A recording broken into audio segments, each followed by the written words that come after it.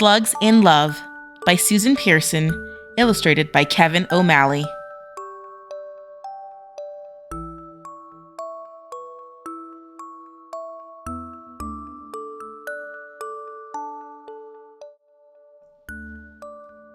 Marylou loved everything about Herbie.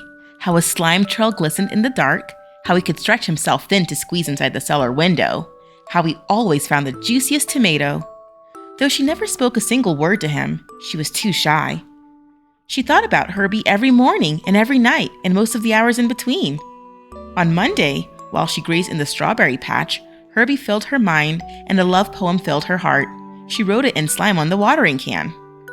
Strawberries are red, blueberries are blue, Herbie is handsome, love Marylou. The next morning, Herbie found it. He looked around. There were already at least 60 slugs in the garden. Which one, he wondered, was Marylou?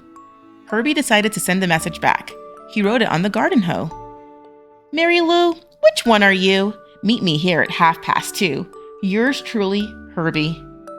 But the gardener put the hoe away in the barn, so Marylou never saw Herbie's message. Uh-oh. On Tuesday, while Marylou was hiding from the sun in the ivy, she saw Herbie hiding under a stone, and a poem came immediately to mind. She wrote it on the wheelbarrow later that day. The sun is shining all around. It shines on field and tree, but Herbie's safe beneath a rock. I wish he'd think of me. Love, Marylou. Marylou loves Herbie, teased Jethro on Wednesday morning. Herbie blushed. Who is Marylou? He asked. But Jethro didn't know either. Herbie sent another message. This time he wrote it on a fence where it would stay put. To Marylou, you could make my life complete. I'd love to meet someone so sweet. Tell me where and I'll be there. Sincerely, Herbie. But that afternoon it rained and his letter washed away. Even when Marylou was sleeping, poems to Herbie filled her dreams. She woke early and wrote another poem on the scarecrow. Twinkle, twinkle, little star, how I wonder what you are. Herbie, Herbie, handsome slug, Marylou would love a hug. Love, Marylou. That Marylou is some poet, said Sammy. Do you know her? Herbie asked excitedly. I think she's the brownish one, said Sammy. All day long, Herbie searched for a brownish slug, but next to the brown dirt, they all looked a little brown. Herbie left another message on the watermelons. Your poems make me happy, your poems make me glad, but I can't find you, Marylou, and that makes me feel sad. Your friend, Herbie.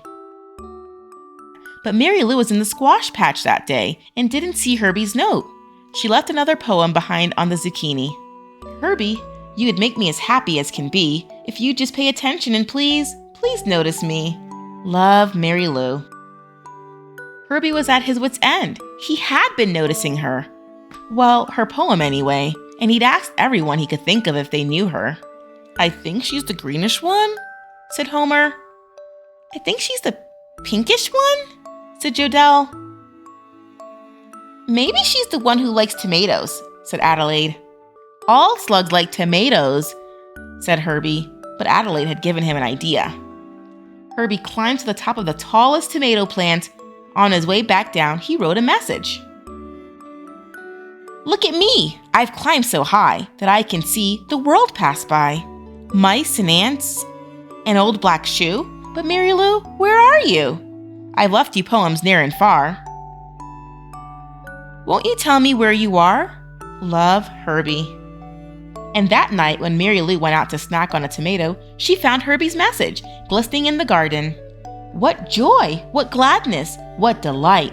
Marylou could hardly contain herself as she hurried to the barn. The next morning, the first thing Herbie saw was, Your rhyme is sublime. Herbie dear, I am here. As always, when she saw Herbie, poetry filled Marylou's head. She said, Herbie, I am Marylou. We meet at last. How do you do? Herbie was tongue-tied. Suddenly he felt shy, but at last he blurted out, I'm fine. Will you be mine? Marylou and Herbie lived happily ever after. The end. Thank you for listening. If you want to hear more, check out my other videos. Don't forget to subscribe.